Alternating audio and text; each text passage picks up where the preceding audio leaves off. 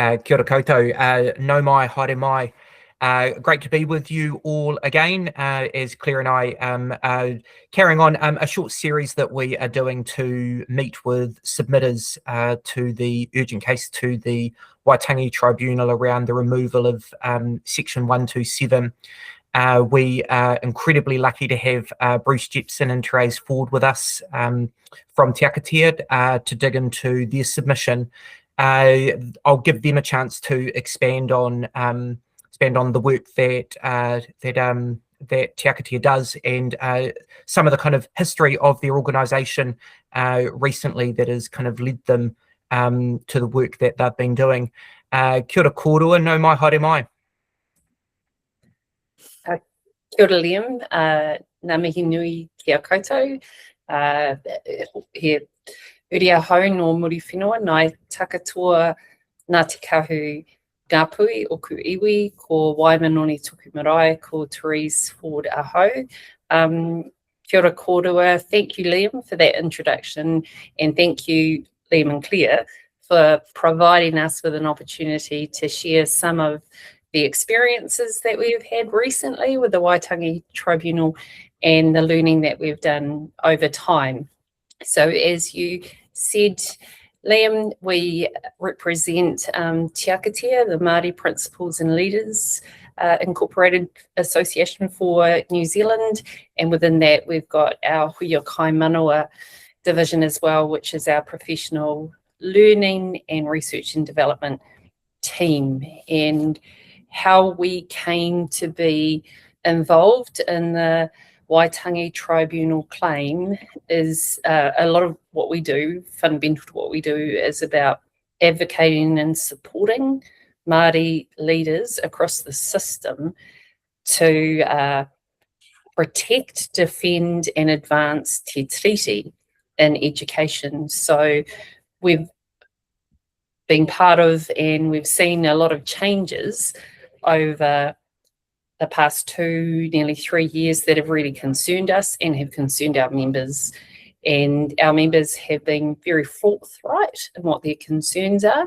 And we have had the privilege of being involved in some of the initiatives prior to 2023 that were about strengthening te tiriti in our education system. We were both very lucky to be part of the original Te Matai Aho working group. So to have seen the changes that have happened over time, so that we now have a New Zealand curriculum that doesn't, as far as we're concerned, resemble the original Te Matai Aho, we have recognised that we've got a responsibility to talk about the whakapapa, the actual whakapapa of that curriculum, and keep that story alive. The other thing we both have in common is that we have been educators for a long time. We have been on boards of trustees, and we know how important boards are in communities and for whānau and hapu and iwi. So when we learned about the removal of 1271D, or the amendment so that boards didn't have to give effect to te tiriti, that was devastating, because we know that we're parents, being board members, and we walk the line of leadership in communities. So we recognise the risks of that. So we had a lot to say in this particular hearing, because those two kaupapa we've lived, and we felt definitely we needed to represent the perspectives of our members, of our whānau, of ourselves. And so it was a unique and important opportunity for us to do that. And I'll pass the rākau to you now, Bruce, to introduce yourself and pick up on that whakaaro. Kia ora, Therese. Kia ora kōrua. Kia ora koutou. O te mutu nei, ko Bruce Jepsen tōku ingoa, he uri ahau no Ngāti Tūwhare Toa Rawa Ngāti Raukawa, Tainui, Bruce Jepsen, and I'm of Ngāti Tūwhare Toa and Ngāti Raukawa, and Tainui descent. It's nice to be here. My background is, as Therese said, I've been in education most of my life, and for the last 5 or 6 years, I've been in the role of the manukura, or the president of Te Akatia, and the past 2 years, I'm the CEO after a bit of a constitution review within Te Akatia, formerly known as the New Zealand Māori Principals Association. Still encompassing that body, so we are representative of New Zealand Māori Tamuaki across the motu, and those principals comprise of members that come from backgrounds in kura auraki, kura a iwi, and te runanga nui, kura kaupapa Māori. It's a huge privilege and honour. And in recent times, over the past 3 years, we looked at our constitution, and we've sort of looked at needs about how teachers and Māori in general are represented across education, and there are huge gaps, and that's from tertiary all the way through to EEC. And we recognise the need for all Māori to have voice in education, not just through this, but over time. So that's something we included in our constitution. So that's who we are now. We represent New Zealand Māori Tamuaki, and also New Zealand Māori educators make up our membership. So my background by profession is I'm a teacher. And then over time, I have been a principal for over 20 years. I've worked in rural environment. I was principal of a U2 school for a number of years, doing the hard graft, teaching rural principal. I've worked from new entrant through to high school teaching. I've also worked in high school environments. So have an appreciation for all the great work that gets done in secondary and also in primary schools and middle schools. I've worked at intermediate schools. Therese and I taught as intermediate school teachers. So I'm sort of giving you a background about the breadth and depth of the understanding of education in Aotearoa. Later in my career as a principal, I moved on to Te Ako ki Pāpāmoa, and I was there for 20 years, about just under 20 years, and I was a Tamuaki there. At the same time, I've been a member of Te Akatia throughout my entire educational career, and that's what brings me here. And as Therese said, our work expands. Most recently has been heavily focused on the tribunal, the removal of Section 127(1)D through the Education and Training Act, the Te Tiriti, and also what we call the New Zealand curriculum. It's nice to be here, and thank you for the opportunity to speak to our audience across the motu. Kia ora. And I just want to take a moment to acknowledge the two of you, and in particular, just do a bit of a shout out to the paper that you both published last year around the recolonisation of the New Zealand curriculum. I felt like that was a real watershed moment, and it was sort of putting a bit of a line in the sand and laying down, you know, a bit of a weather and a bit of a challenge that said, actually, people, enough is enough. Can you just take us just quickly? I know we're going to be focusing on the Waitangi Tribunal hearing, but I feel like that was such an incredible paper and laid down a lot of the groundwork for what your submission actually focused on as well. Oh, kia ora, Claire. Thank you for that acknowledgement. And it had been a paper that had been part of our conversations and part of our thinking for at least 2 years before we actually wrote it, because we were seeing in the sector, and I know you're seeing it too, a lot of confused and frustrated people. And we had a particular view on account of the experiences that we'd had over time and what we were seeing. And one of the things that we're really cognizant of is that our educators are pretty weary at the moment. They're tired, and many of them are losing hope, and that's inhibited their ability to understand the progress that we've made as an education system. And as Māori, we would say that a lot of changes over the past 5 decades, again, since the establishment of the Waitangi Tribunal and the Treaty of Waitangi Act, that we've been working hard as a system, and we've done some amazing things, and we've made a lot of progress. A lot of that we don't even recognise that that's what we've done, because it's become so normalised. So we wanted to put that back to the system, and we wanted to say, look, you know, we came to this relationship in about 1975, really maybe not knowing what it was going to look like in education, but we've worked hard on it over time, and where we got to a period in 2020-ish or even before that, we were so strong that we actually had a government that said, actually refresh this curriculum so that it's bicultural and inclusive. I mean, who would have thought back in the early 80s that would be where we were at? But that was where we were at, and that was amazing. So to be invited into the opportunity to contribute to the refresh of the curriculum with some incredible people who have become good friends, we would say. Whereas, like many of us, we started as strangers in that room, and now they're like whānau. Because we went on this journey, we recognised the responsibility, but also the honour it was to redevelop a curriculum that would keep us on that trajectory of strengthening the treaty, like doing so with a curriculum that was going to be genuinely bicultural and inclusive.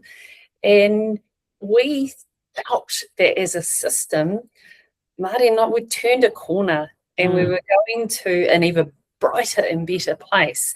So to be part of that work and to have the initial trial phase tested, and a lot of people, no, this isn't talked about much, but actually that early work was really well received around the national curriculum and the local curriculum. No one's talking about what happened around the local curriculum, but that's even, there was a lot of work, and that was really exciting, but we're not talking about it so much anymore, and we know there's a story to tell there. So that paper was our opportunity. We were asked, and I do want to shout out to the PPTA, to write a paper that would capture our experiences around the curriculum.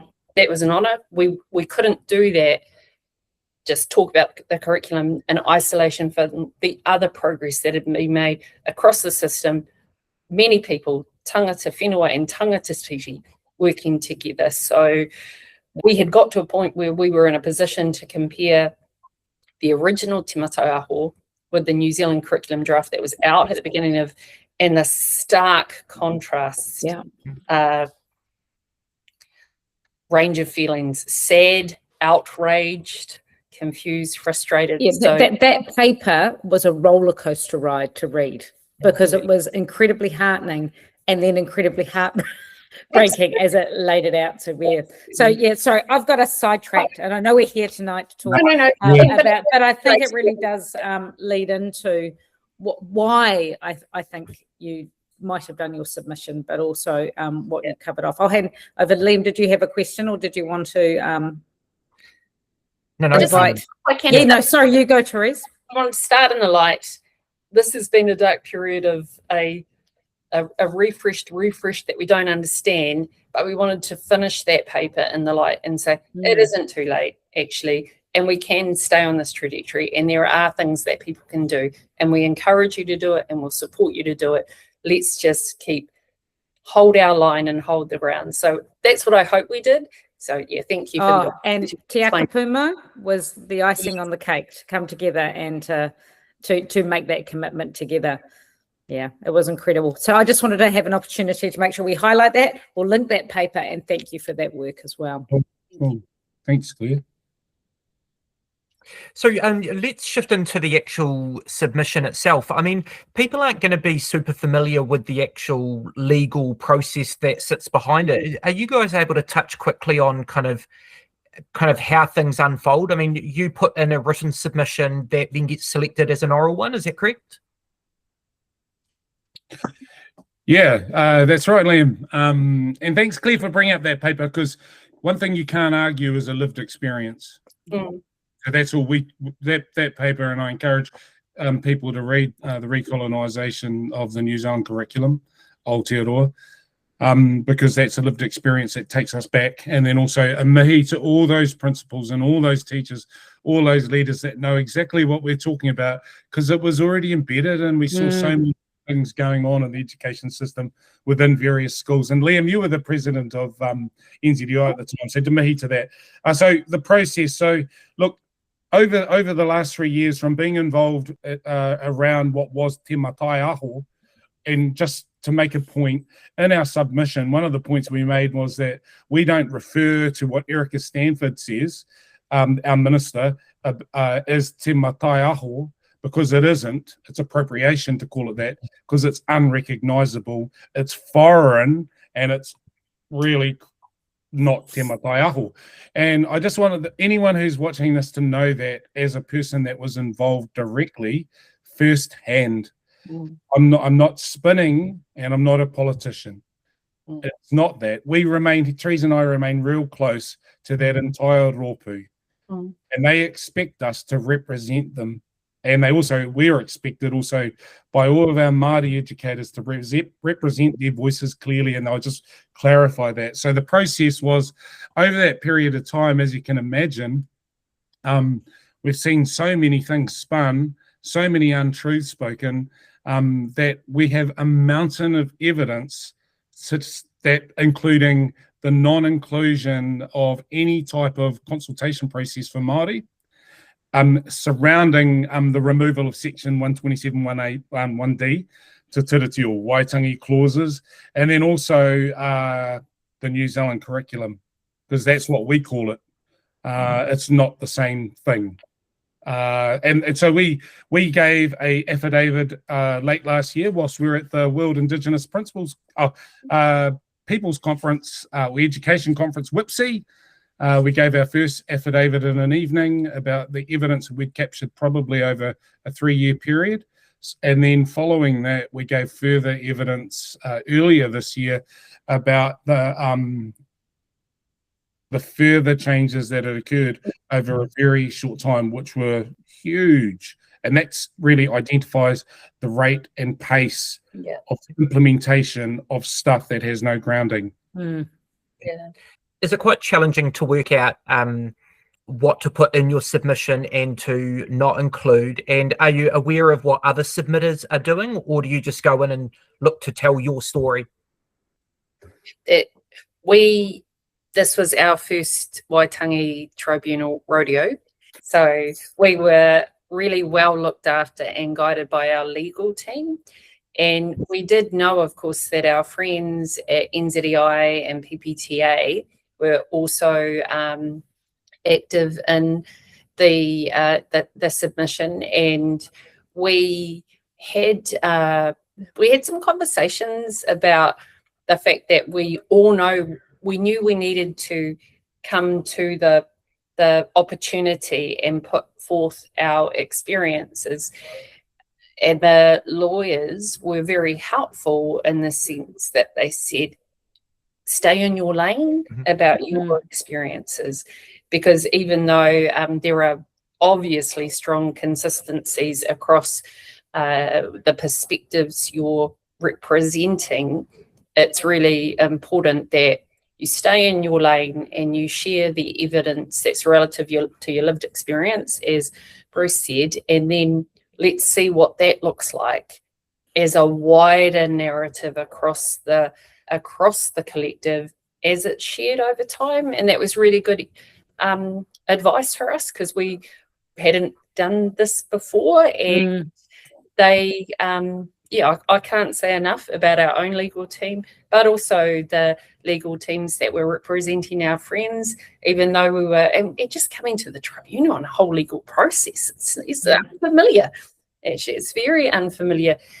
But I guess what helped us feel a great sense of comfort was our relationships and the relationships that we had with each other. And we trusted our lawyers, and our friends at PPTA and at NZI trusted theirs. And so we just let that whanaungatanga play out. And we didn't know how it was going to go, but as it played out, we felt affirmed with every person who was sharing evidence. Yes, we were telling our own stories about our own experiences, but there were very strong synergies. The different stories, which I think made for a really compelling narrative. Yeah, it was an incredibly compelling hearing. Like, it was one of those things I've never found myself dipping in and out a hearing in a way that I did with that particular one. So it definitely landed. Sorry, Bruce, you were just about to jump in. No, I was just sort of going to layer in there. It's a really humbling and important process when your people trust you to have their voice, and you have to say what's been shared. So it's a huge privilege and an honour to be able to share our members' voices in a forum such as the Waitangi Tribunal. Prior to that, it's something I read about. So yes, it was a humbling and new experience, and we had the opportunities, but I can't express the enormous weight you carry into that room and the importance of the voices that you're carrying. The people that trusted us with their messages to be shared, and for us to capture that was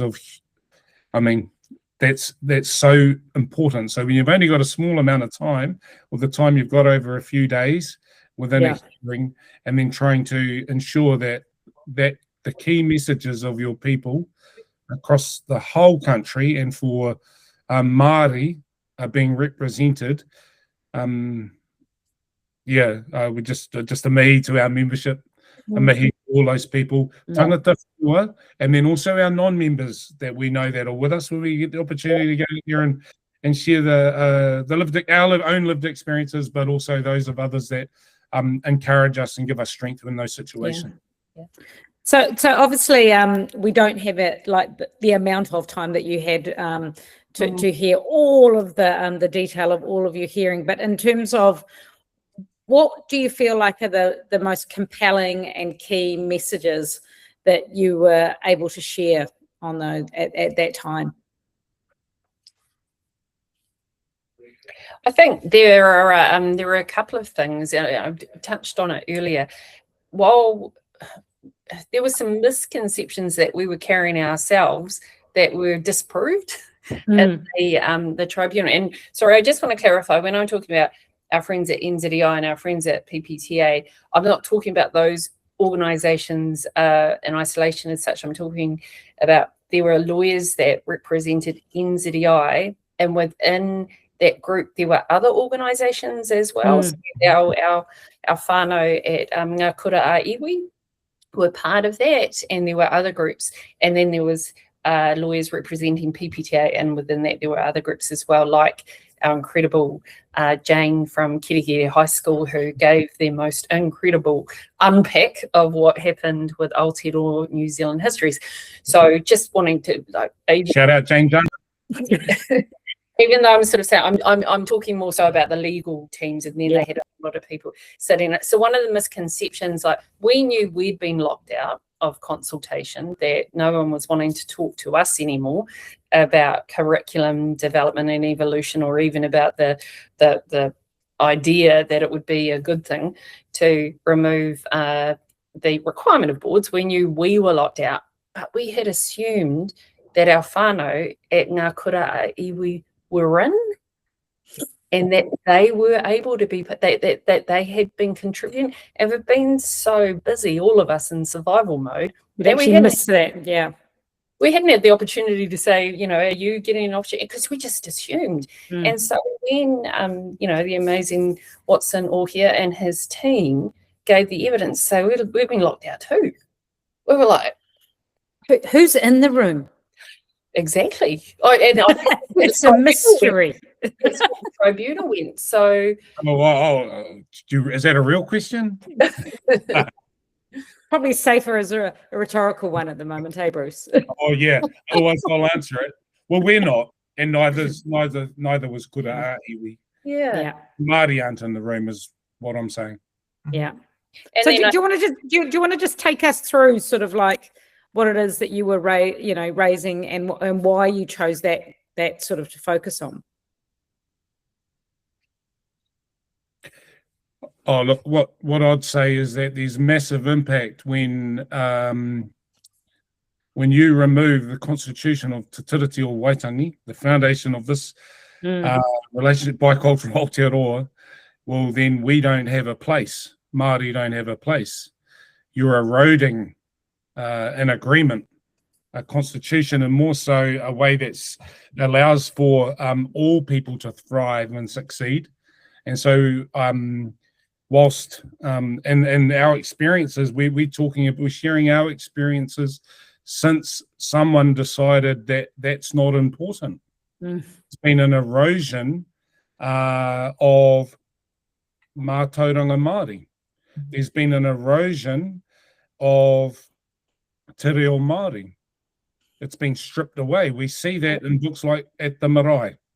Now, that's a clear example of taking a language when we're in a period of revitalization and we're eroding it. It was something that went home every day with all families, Māori and non-Māori. It was something that was being normalized, and I'd suggest just like te matai aho, it was already in the process of being normalized. There were so many success stories about how we were realizing bicultural Aotearoa. We weren't there yet, but we were on that trajectory, right? We were being far too successful as a nation coming together. And it seems like this is a design plan to slow that down. So, look, there's a range of things. The erosion of things that identify a people. Our people no longer, they're more marginalized. They already were. So, and then, I'm going to stop there because I could go on for ages, and I'm going to hand it over. But in my mind, I was going to talk about equity, but I'm not now. I'm going to pass it. Yeah. Well, I just want to say one more thing about that question too, Claire. Now, I've spoken to our whānau ngā kura iwi, and certainly about us, like we knew we'd been locked out, to hear that our other Māori whānau been locked out. But actually, as it played out, to hear about the subject associations and even our non-Māori experts in the field locked out, and while we were obviously holding tight to the line of we're the treaty partners, hello. And we had, the incredible sharing of evidence from Bevan Holloway, and he's like, actually, there's a process here. There are things that are meant to be happening that haven't been happening and are not happening, and there's a whole different game happening, and that needs to be questioned and critiqued. That was powerful. And then our friend Meredith from School Boards, absolutely. So, like, again, from her lane, actually, there's a process that we understood should be playing out here, and it's not, and we don't understand. Jane, we've already mentioned, but just to see the story growing over those days, and all of the difference. Richard Manning, we've already mentioned. So although we thought that we all had things to share about how it was, to see it come together like that was monumental, really. And to be fair, we're still getting our heads around it. And I think you were talking earlier about surprising to find who wasn't in the room. Yes. The other bit that came out repeatedly during the tribunal hearing was that those that were in the room were sitting behind NDAs. And for you guys as a membership-based organisation, your members have got a reasonable expectation that they can come and ask you questions around what's going on. And so it was really interesting the way that NDAs played that kind of common thread as a tool to limit the voice. And it really starts to kind of ask questions around what exactly are they trying to hide? No, they're protecting people, Liam. Protecting people. It's all about protecting. I've never heard so much nonsense in my life in terms of how they it's like, who do you think you're kidding with this reframing? And for me, it was something that points to the direction of the curriculum only being championed by such a very small group of people. Because I know that we will have that same feeling around the 2023 refresh of the curriculum that was popular out there with educators because they felt that it really drove at inclusion and equity and really struck a chord with my sense of what brings teachers into the profession. Absolutely, and I think, like, I'll if I can just pick up on that point, and I didn't necessarily talk about my own background and what I do, but one of the things I've done, one of the things I do is I'm a researcher. So evidence is really, really important. It's fundamental to success. And we have a minister who talks about evidence and research. What this process exposed is that there's a very questionable body of research and evidence that's been used to inform reform. We had a chat with Guy Claxton. He talked about selective intellectualism, or that sort of absolute cherry picking of the little kernels of what feel like outmoded and outdated bits of research to cobble together, And I think the lawyers, the law teams, and across, they did a great job of drilling into what is the evidence base and what does that evidence say. And they did a fantastic job. And then it went over to the tribunal, and the questions that came back were a reinforcement on that. And so what we've learned from this process is that, yes, the evidence base that's been used to inform the changes is very questionable. And we, like Claire, you knew that. Liam, you knew that. I knew that. Bruce knew that. We have hundreds of educators who knew that and have been saying that for a long time through the AEC forums really strongly. But to have that clearly articulated in a very important framework forum like that was validating. Yeah, thanks, Therese. Picking up on that, hundreds, like even that little play, hearing hundreds played against thousands, these quotations around what's valid and what isn't. Absolutely no validity in the sector currently in peak bodies. I'm not speaking about Te Akatea only. I'm speaking about the entire sector, the collective of subject area leads and those wild unionists. They're not just all of these things that are being spun about educators.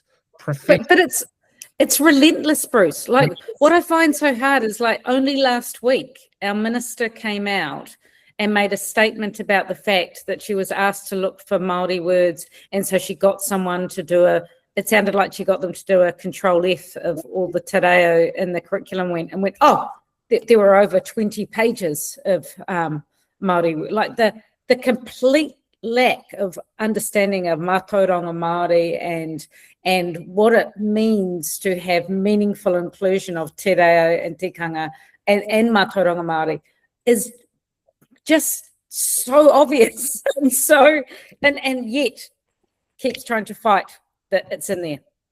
And so what we're seeing, simultaneously, is this erosion of the treaty partnership. It is worrying enough as it is, but also this rhetoric that we are using evidence and we are using, like, that's a blight on research and researchers. Like, we spend a lot of time helping and supporting school leaders and teachers to make sure that they're using sound and solid, effective research to inform their practice and iterate, in their professional learning cycles. And then you hear that rhetoric being used in a disingenuous, dishonest way. So, people are suspicious enough as it is. I know this as a researcher. When it comes to research, this just ups the ante for researchers and that notion of evidence-based. Yeah, world leading. Yeah. World leading, whatever. And not only the world leading whatever, when the research fraternity, when the educational experts of the nation aren't in line with you and they do not support you, yet you continue spinning absolute nonsense about the state of education. We're not world leading. We're in another trajectory. We're trying to march stuff back. For Māori, it's been at least 50 years. Touching back, and that's the harm. But also for all tamariki, when we're saying about the curriculum development and that, massive impacts. we're not realizing those impacts because we're too busy saying that, you know, in a 6-week period or a 12-week period, we can shift education in 2 years. Anyone that's been in education, any period of time, knows that that's a hell of a lot of rubbish being spoken. And it even came out on one of the final days, and the ministry didn't walk back from the longitudinal study out of the UK that is demonstrably shown that there hasn't been the gains in literacy out of the UK, and they acknowledge that part. And I think, correct me if I'm wrong, but the findings were the only thing it did was actually grow inequity across students. Yes, yes. And I thought, lovely segue. Okay. One moment, caller. I'll just Dr. Paul Hamer, he made that really clearly. And then, you know, we've got some stories about equity. We've got some research about equity from our own people that stand up, and yet it wasn't considered important evidence for a curriculum that is meant to be addressing inequity for Māori. That's a pretty... It's been used as the argument of why we're doing what we do. Yeah. And so this is a report that we used as evidence, whānau. So just want you to make you familiar with it. This here is the Equity Where Is It report that was commissioned by the Ministry of Education in 2024, although amnesia struck during the hearing because they couldn't confirm whether it was a piece of research they'd commissioned or not. And I just wanted to let you know, well, they did. And it exists. They did it. Listen, here it is. I also want to, to those that are listening and are interested, if you'd like a copy of this report, then please email me on manukura@tiakatia.co.nz. It'll be a privilege to send that out to your kura, so that you are able to address and build our understanding about what Māori perspectives are, the lived realities around perspectives on equity. This actual report was used around the development of the new equity indexes, so they're very current and applicable. Our Ministry of Education, though, forgot that this is important. So it should be prevalent, important, factual evidence about what would be useful in addressing equity for Māori in the education system. Please email me, manukura@tiakatia.co.nz. And we kind of like smiled that they had forgotten the same report that they funded. But I mean, how convenient is that you get to the tribunal and you're having your feet held to the fire around this stuff, and for some reason it's acceptable that they just forget about this. And for me, it shows that there's kind of two conversations going on. There's a kind of political sales job, and then there is the actual kind of ideological pathway that we are heading down.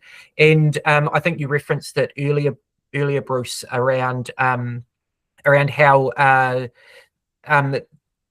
that there's nothing to see here because we've got like 20 pages of Māori words.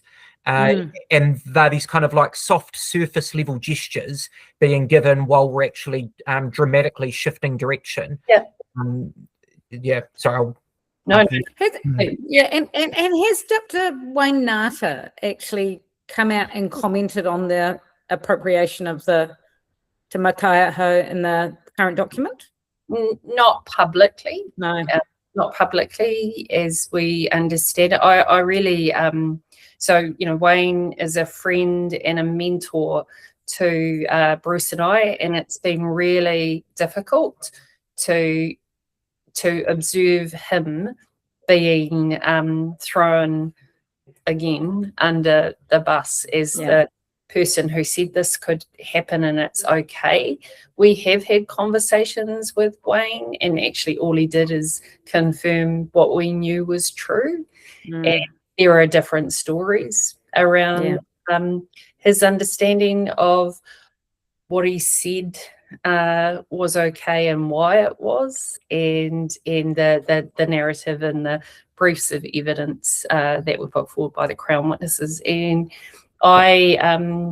we feel for Wayne, don't So we? hugely disrespectful. It's so hugely disrespectful. And that's a whole different. Yeah, we write about that as well, because he's been put in a really awkward position, and it's unfair. Yeah. And if people haven't watched, you can still find them on Vimeo.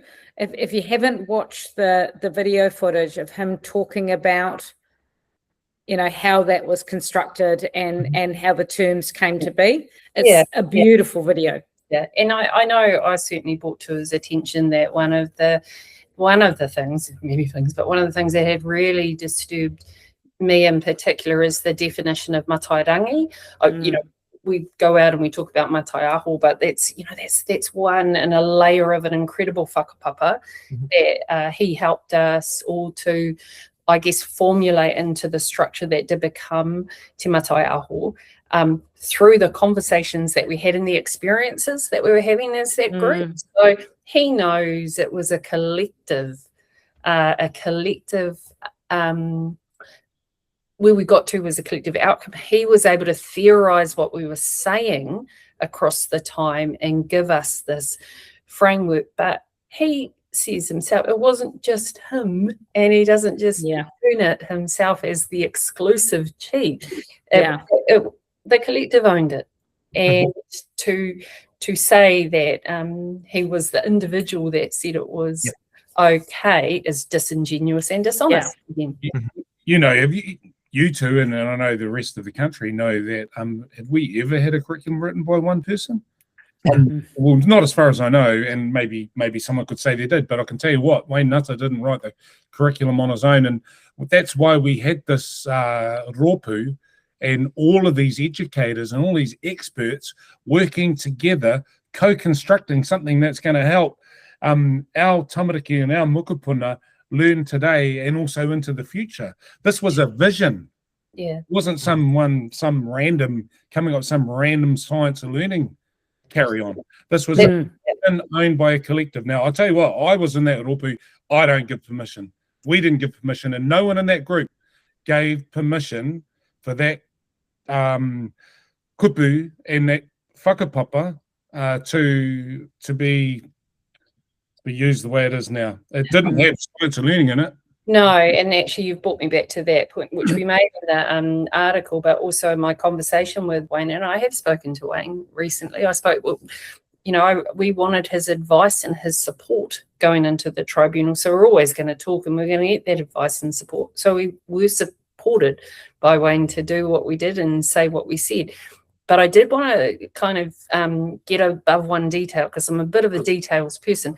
And I said, matairangi, I remember hearing it, and I was so moved by how you described it. And there was the description, so hearing him tell the story, but then also seeing it in the original document where matairangi talks about the horizon and looking beyond and going towards the vision, as you're talking about, Bruce, and it had Te Tiriti o Waitangi in there really central.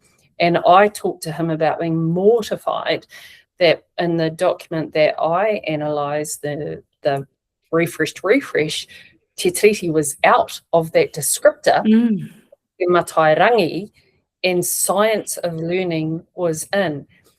I said to Wayne, I was mortified to hear that, and he said, I am too. I did not know that had happened. And I don't think we need to say anything more about Thanks, Elizabeth. And also, Wayne didn't say you could use it, and no one else in that entire rōpū said that either. Not in that way. Not that way. No, not at all. But I want to mihi to Wayne because, he was an integral and critical rangatira in leading us all in that rōpū.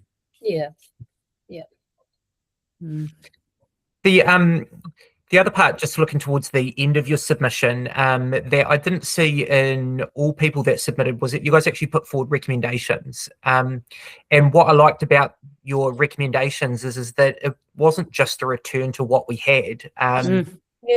You guys were really good at pushing the boat out a little bit further. Do you want to touch on some of the recommendations that you did talk to? Yeah, definitely. And I think we can't take credit for those recommendations individually ourselves, because we asked our members going into the process that we would be given an opportunity to talk to the panel about what the impacts are and to talk to the panel about what the recommendations are. Tell us what you want the panel to hear and we will communicate that. So though that was a synthesis of what our people asked us to share, and we I guess in our conversations we had thought, this is where we think, and the road back to where we were is probably too far to travel if we have some changes, but actually there are some things that we can do to help us get back on the right trajectory again and mitigate some of this harm. And so we felt like those recommendations kind of captured that. Like there is a bit of, and I think this is what you're alluding to, Liam, there's a bit of concession in there about actually we have to return to the table and have some conversations about what it's going to look like going forward. But some things, we have to make sure do change. One is we need Te Tiriti back in the Education and Training Act for boards in the way that it was, because it wasn't harming anyone, actually. It was helping us all. We need Māori and Te Tiriti and the people that understand the system back around the table when we're talking about curriculum or changing of acts. And we need to be really deliberate about walking this pathway together, because we haven't been doing that for a number of years. And that's what we want to get back to, a co-constructed, not just curriculum, but education system that isn't driven by, because these are the sorts of the things that we're seeing, a lot of impositional, imposed upon, rationalised by evidence we don't understand or don't agree with, but just get on with doing it. And then a real punitive way of responding to that. We see people not believing in these changes that have been imposed, and so they don't do them. They don't enact them, and then there are consequences for them. So this punitive response, and then we see people who don't believe in it are worried and do it anyway because they're worried, and they do it, and it doesn't get the outcome that's expected, and they have consequences too. And that is the temperature that we are certainly sensing from our people. They want Te Tiriti back in its rightful place. They want a departure from this impositional way of education reform, and they want a departure from punitive responses. Let's work it out together again like we were. And there isn't a good evidence base to say that wasn't working.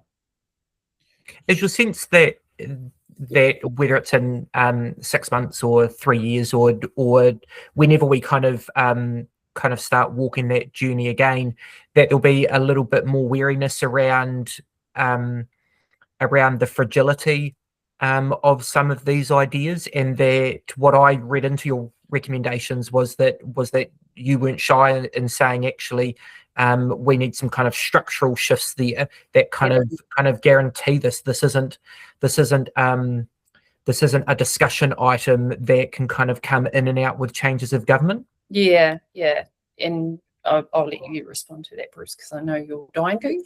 All right. Yeah, Liam, I think a little bit of backstory to that, not a huge amount. I know we're watching the clock here, but I think it's really good to give examples of why in real time. So when we were speaking to the tribunal and also to our people, one of the most prominent things that has occurred since the removal of section 127(1)(d), Te Tiriti, so there's been spikes, immediate shift in the social and professional climate within Twitter and within boards of trustees. Now, Māori leaders across New Zealand have said explicitly the removal of Te Tiriti and those protections has now been viewed as providing an opportunity to say out loud that this challenge and diminish Māori presence and authority. And an example will be that a close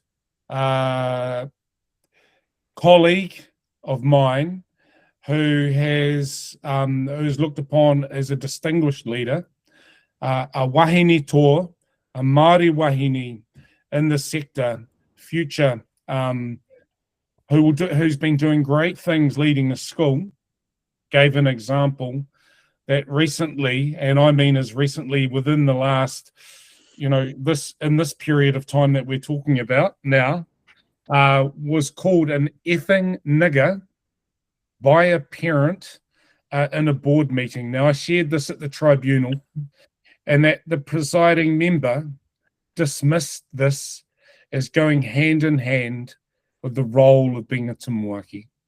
No way. Yes way. This is a person that is one of the most prominent up and coming. She's currently Timuaki of a large urban school with over 600 children, and that happened in her environment. This is an environment that embedded It's giving permission, isn't it? It's giving platform, giving permission. For everyone that's listening, it's sort of that space about the lived realities of that order ethnographic that we gave around the recolonized. This is recolonization. And I suggest that based on, I don't know any Pākehā that's ever going to be confronted with that position as a result of the removal of Section 127. No. But that's a lived reality for our people. Now, that's one example. Now, getting back to the structuralism of the question, the actual question is, yeah, absolutely. What we've seen in the last 3 years of the diminishing means that, hey, we cannot rely on the ministers of education to make good decisions and sound decisions on the education of our tamariki and mukapuna. And so there has to be something in place that does allow that. So if I want to speak specifically around Māori education.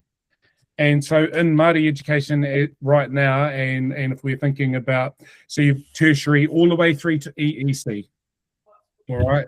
And also in the home, our whānau, from when the child is born, all the way through the whole process. And then, but the system as we know it, there are organisations that at the heart are, and value of any education system should include that every child's culture is included, their language is included, and their overall hanging out of their well-being is included, right?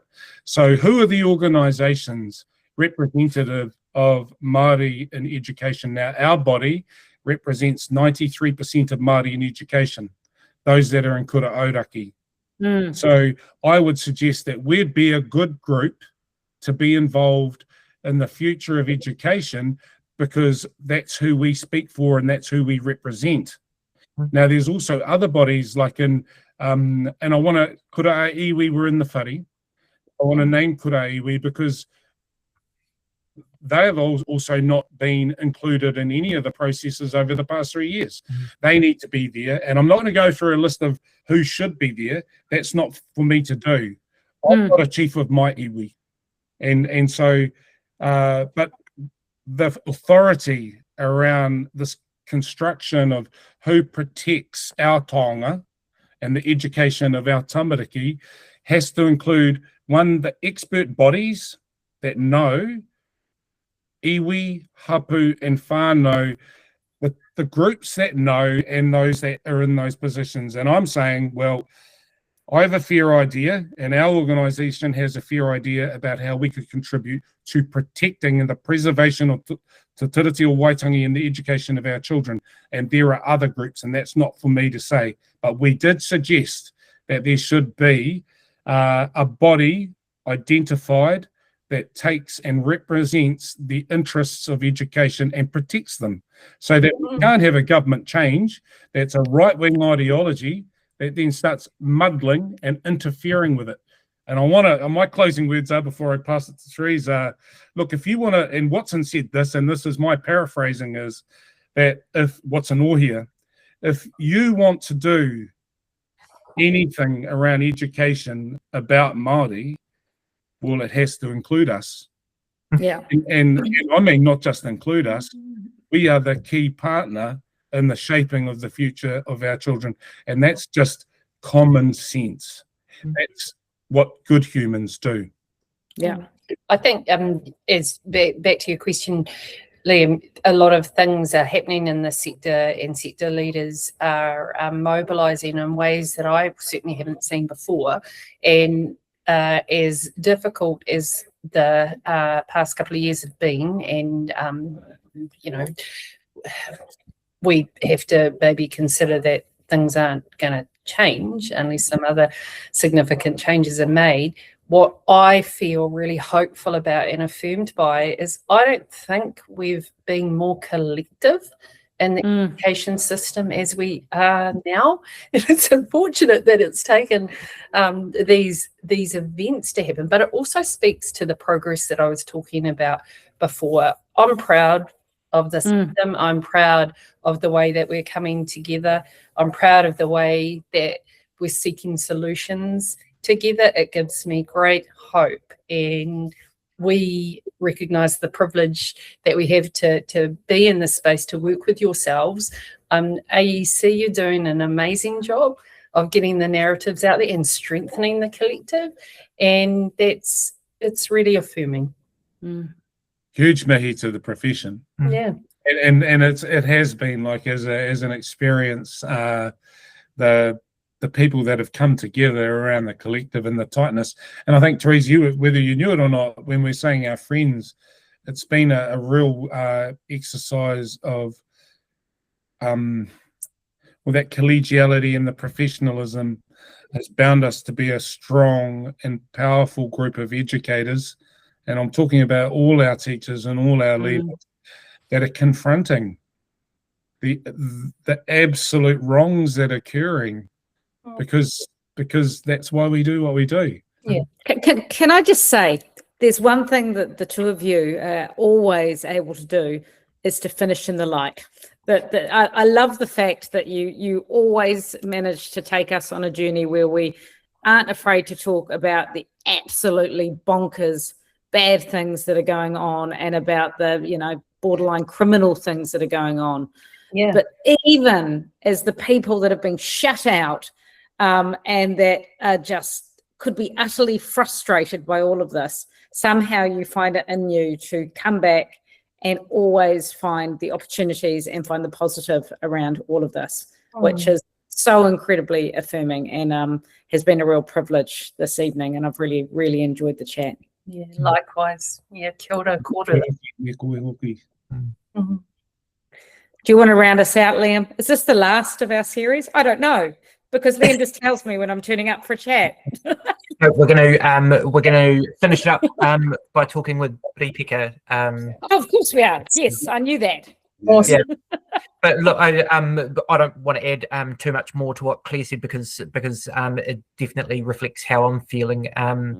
I knew it was ambitious to suggest that we would come together for only 30 minutes. I think we're kind of pushing an hour, but I think it's just it's a testament to the quality of people on the call, and the quality of the kaupapa, and there's more to do, and there's lots of silver linings that we've all touched on towards the end here. And so thank you once again for making yourself available, and looking forward to carrying on the fight.